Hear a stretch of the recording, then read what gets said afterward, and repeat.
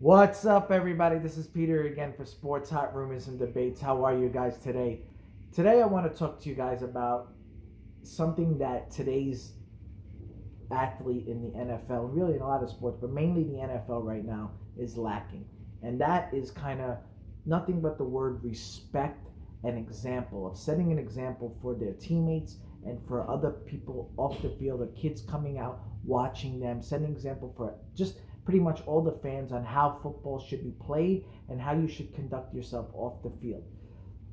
What we're stuck with today is guys like Odell Beckham and Antonio Brown. On the field, they are unbelievable talent. I mean, unbelievable. Off the field, they just can't seem to get this shit together. Either they're bitching and moaning, or you got Antonio Brown who's doing shit off the field that is just unheard of. And you know what? It sucks because I've watched a video with Antonio Brown where he has kids following him, young kids who want to be football players. And you have to understand, you are a big example for these children. And you act like this, and then you bitch and you do that in front of your teammates, and that's why you can't win. You will never win like that, and you will always lose the locker room eventually. And teams, no matter how talented you are, always want to trade you. So here's the deal, because you don't want to be a cancer in the locker room. Today's respect is for one of the greatest players I've ever watched, and who is still playing, and he's on my Arizona Cardinals, who I love, and that's Larry Fitzgerald. Okay, and I want to talk to you about this great man who has done nothing but conduct himself in a way that is above probably what we expected, because if anybody had a right to say, fuck this, I want to get out of here, it's Larry Fitzgerald. Okay, this man has been in the league since 2004. If I'm right, I believe he's missed 2 games, if I'm correct about this. 2 games.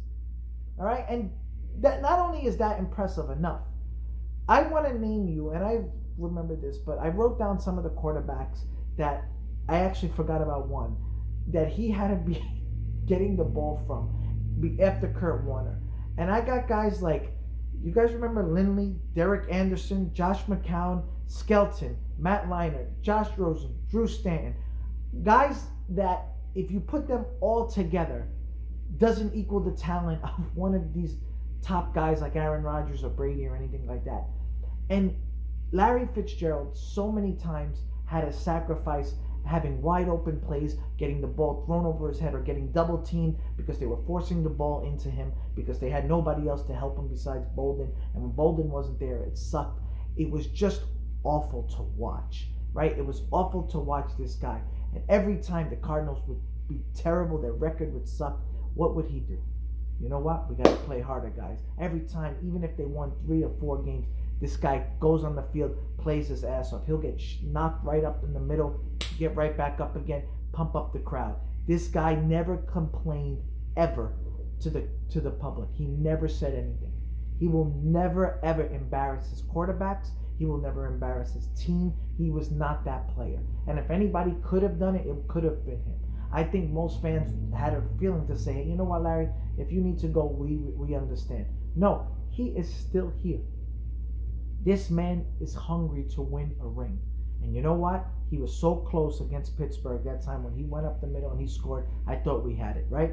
And he really never had that taste since then, right? We never got back to the Super Bowl since then. And it's just been maybe 1 or 2 really good teams. And besides that, it hasn't been teams where you're like, wow, they have a shot for the Super Bowl. They don't. They just haven't, right? Carson Palmer was a good quarterback, but even Carson Palmer wasn't the most amazing quarterback because he wasn't like fast. So if he was getting blitzed, he would have to force the ball in and throw off his back foot. So it wasn't great then. So besides Kurt Warner, Larry struggled. Larry struggled to get the ball, and people struggled to get him the ball. Right? It was tough for this guy, but yet he still put up great numbers. And when he was in the playoffs, that man just dominated. Right? He dominated. Who doesn't remember that? Larry Fitzgerald is one of those guys that kids should just look up to and say, you know what, I want to be like him.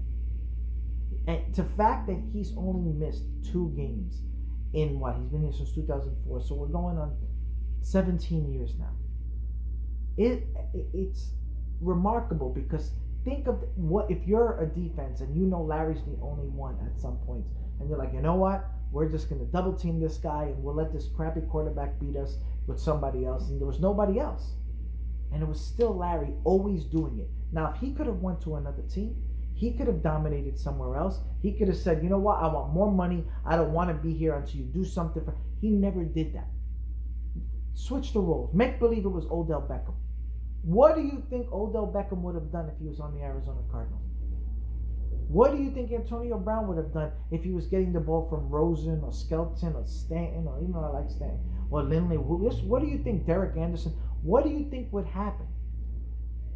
You know, they were bitching and screaming or not. Larry took it like a man and continues to be nothing but a role model for everybody, right? Not just kids, for grown men to be like, you know what? Sometimes you just gotta let it go. Shit is gonna happen and you keep going. Even Larry's pops said, you know what? This is bullshit and everything. And Larry still didn't say anything. It's unbelievable how much of an amazing player he is. And that's my respect for Larry. I think he's the most unbelievable player. And I grew up a Jerry Rice fan, diehard Jerry Rice fan. So if there's anybody that's close to Jerry Rice, just with the work ethic, it's Larry Fitzgerald. You know what I mean? Like, for me, Jerry Rice is the best receiver ever. But if Larry had Montana and Young, who's to say Larry wouldn't have been right there with Rice? Larry is just unbelievable. And I just hope we get him a ring either this year. And I know if we get to the playoffs this year, and if we don't win, he'll stay another year. It's really going to see how we fall this year. He's hungry. You know, he works so hard. Just remember I remember last year, he got popped twice. And he gets back up and he just makes that muscle and he goes to the crowd. And even the game against the Lions, when he dove and caught that punt, they were down by 16 or 18 points. And he dove and he was like this to the crowd and he wants to win. This man is in mid-30s, but you got these kids in their early 20s who are already begging for a contract, screaming and partying off the field and saying, screw you, I want a different quarterback and all that stuff. Look at the difference. My respect goes out to Larry Fitzgerald, man. I love you, Brent. Take care. Bye.